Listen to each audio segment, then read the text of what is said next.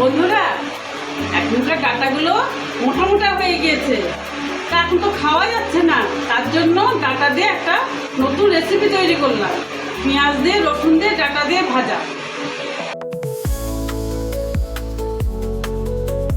তেল গরম হয়ে গিয়েছে, পেঁয়াজগুলোকে দিয়ে দিলাম। ভাজা ভাজা খানিকটা করে নিলাম, এবার এগুলো দিয়ে দিচ্ছি। সজনে ডাঁটা সেদ্ধ, রসুন দিলাম, নুন দিলাম, হলুদ দিলাম, একটু লঙ্কা দিয়ে দিলাম।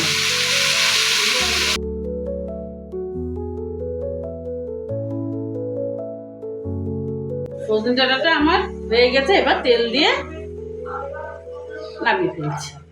এটা আমার হয়ে গেছে, এবার নামিয়ে ফেলছি।